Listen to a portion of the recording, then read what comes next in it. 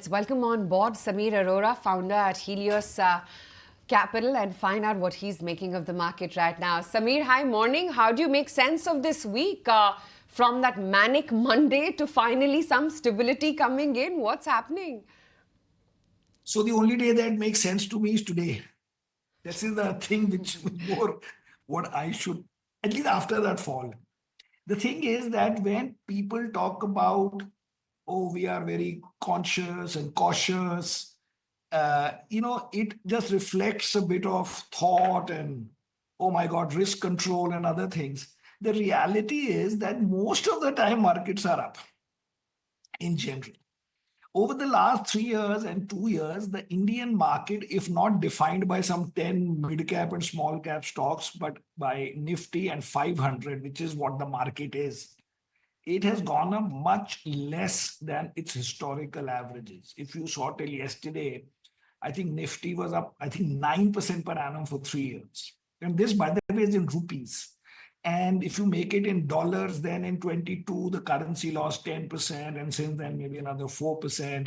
So cumulatively, the foreign investor would have made maybe 5-6% per annum. And this is what we call the bull run. Even if we look at 50 and 500 index, it was up, I think, 13 or 14% per annum in rupees. So cut 3% for tax, sorry, for uh, depreciation of the rupee. So at a 10% appreciation per annum, we are trying to tell the world that, this market has gone up too much because one stock, one trend, one Zomato, one here and there, which if you look at a portfolio level, won't be even more than cumulatively 10% of any or 15% of any. So I always felt that there is no reason for the market to correct and be manic about it. You can say, okay, it'll be remaining in this range, it'll be plus minus this, and gone up a little, gone down a little. But for some reason, we have taken it as if we are having a bull run of our life. I don't think we have, these guys, not me, these guys have seen what is a bull run. We are underperforming US. Post-tax, the returns are even lower.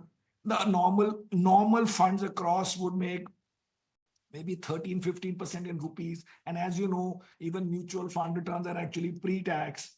And for these returns, they have everybody in India saying, oh my God, what a bull run. We have not had a bull run, we've had a decent run.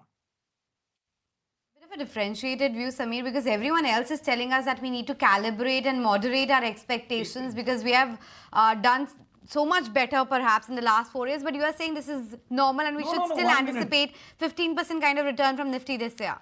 No, first of all, it's not a matter of discussion.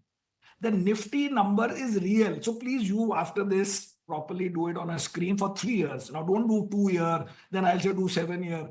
3 year is a normal this thing.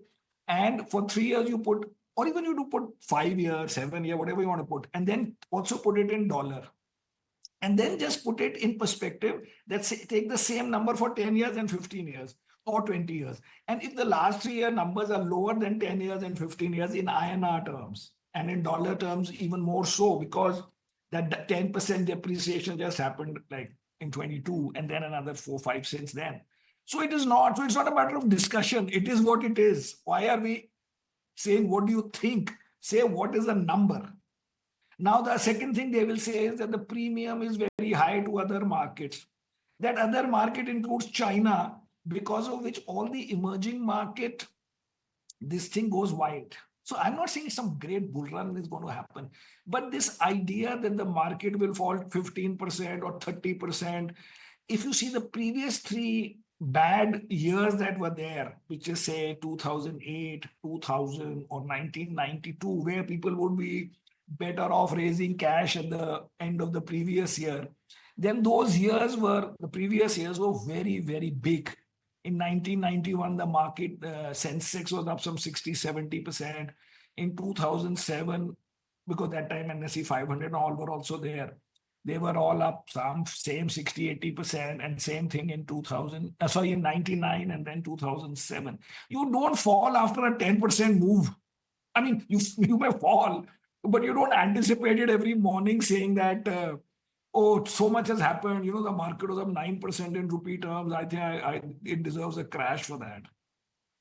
Now, the second thing can be, what are the results? And the results are not good. But that seems to be induced by bad policies. One of them from the RBI to make everything so tight, the loan growth so tight, forcing poor HDFC Bank to immediately after a merger, say, bring your deposit to credit ratio, credit to deposit ratio down to 80s. How? So you randomly forced a slowdown in this thing. You made MFIs that instead of 3, you should have 2. You told the NBFCs that you can't grow more than 25%. All these things induced it. Now they'll correct over time, and slowly, you'll be okay in life.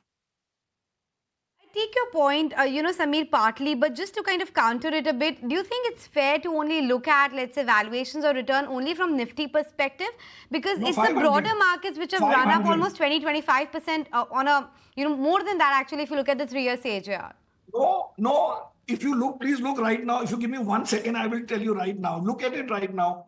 Don't look at small cap index. Look at the 500 index, which is the S&P 500 equivalent. Yeah, You'll but see it for 3 years. No, but It'll the be point. around 15. No, so that's what I'm trying to say. The broader end of the market has done better, and I'm not talking about the top, just say 100 companies, but beyond that. 500. We are talking about 500 companies. Okay, let me look at the NSE 500 for 3 years. In the meantime, but continue with your point. So I was saying generally that in every market you can say, oh, these 10 stocks have gone up. It is our whole thesis of our fund, philosophy, which is available online and all, is that every day, literally every day, broadly every day, some 150 stocks, 200 stocks are massively beating the market, and some 100 and 150 stocks are massively being beaten by the market. Okay, that's the big picture. So all the time you will find, now if you say, no, I'm only looking at this, I'm only looking at that, the reality is, therefore the best way is to say, what is the mutual fund industry's, entire industry's returns? Because that is the total investors who are there. Don't say this small cap fund, because if one small cap fund has done well in line with the index, that means, okay, don't buy small cap right now. I agree. But you can't say the market. You keep saying the market when it's not the market. It is a number of stocks, but then you have to see money-weighted returns. Money-weighted returns are the entire returns of an index or the market or the flexi cap guys. Now, don't say that one defense sector has done well. Okay, then don't buy defense stocks. Somebody will say some other platform. We don't believe because we still like the platform. But if somebody says platform stocks have done too well, okay, don't buy them. But the point is, you can't brush and say that the market has gone up too much, because the market is the 500 index as far as practical sort of measuring of it is concerned. But please tell me what you come up with, or I can do it in 1 second if you let me turn around and show you my back.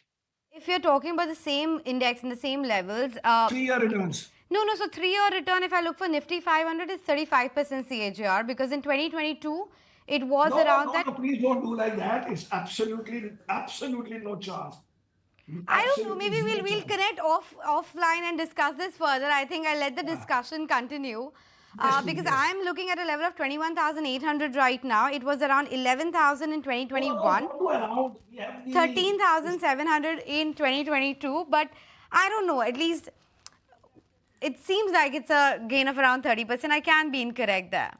For 3 years, starting today and going back 3 years, from exactly the date, is up 12.9% per annum for 3 years. The cumulative return is 43.9%. Okay, I think we'll connect off the record, Samir, and just match these data points. Maybe we're looking at January 1422 to January 1425. 3 years. Okay. All right. Because remember, 22 was a very bad year. Yeah. It was down.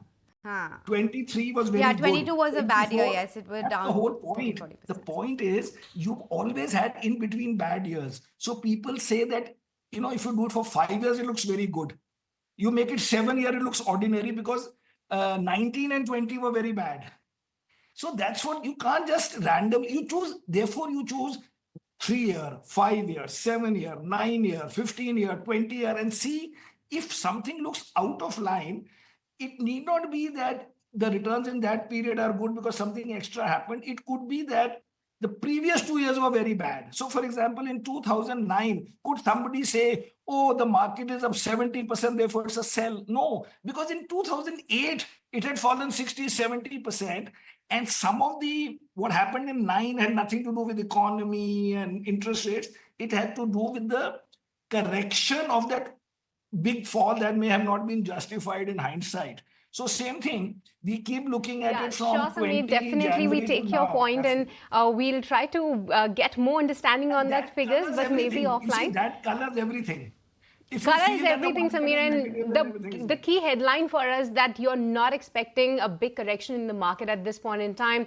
And looking at the chart today, definitely we all are happy about it. But tell us what, Samir, there's been a lot of sector churning that we are seeing. We know about your take on the IT space. You have been quite gung-ho about that. And we also know about some of your favorites from the other sectors like Paytm. And on the flip side, autos was not looking attractive to you, and so was Tata Motors. But help us understand what are the sectors that you're keenly watching out for when it comes to 2025, and how do you see the sector churning at play? So I think the worst sector globally and locally, in theory, has to be auto sector. I have one, actually it came yesterday in your paper also, which I have been saying for 3-4 weeks now, that India has to make peace with China. At least in areas which are not sensitive or security type related, because in some of these areas, China is so far ahead of India.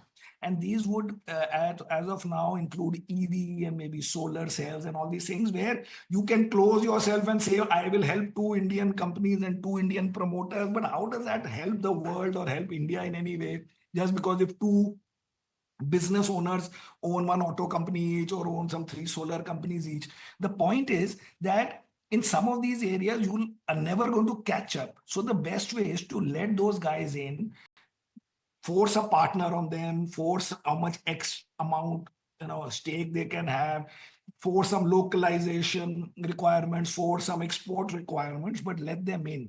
But imagine if 2 of those are allowed in. If they are partners of our existing companies, then those companies will do well. But if their partners are some new companies, then our existing guys will fall 50%. And big picture, if you look at the global sector of auto, and you see any country you can pick up from Japan to US to Europe and see what is happening. So if you think that India is in these things doing even better, then why are we bearish in the first place on India and Indian economy if we say that a theme which is not working in a single market in the world is going to work in India because we are growing more? Then anyway, we should be bullish on our market. So it is not consistent. In terms of the positive things, I think that over the next 6-9 months, the financial sector will do better. And after maybe 6-9 months, it will be led by HDFC Bank. It may still do a little okay now because you have compressed it for too much time by saying that you absorb HDFC, but also simultaneously reduce your CD ratio. I mean, it is so unfair, it's beyond limit that this much growth without taking over HDFC, they could have done on their own. They could have grown 15-16% per annum on their own in their loan book, in their size, and they would have been bigger than what they are now, because you said now take over, because the requirement is also the system that NBFC should become banks and all that.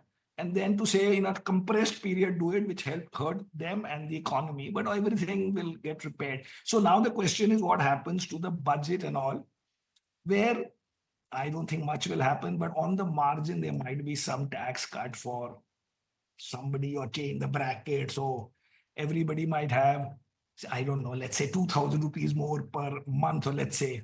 So we were thinking if that happened, who will be the biggest beneficiary? And we said, who knows? But maybe they'll just order more things from Zomato. So we are happy with that. All right, Samir, great to have you. We are a little squeezed on time today, but definitely great to have your perspective on the markets and also the sectors. But we'll try to take that discussion forward maybe some other time. If you like this video, then like, share and subscribe to ET Now.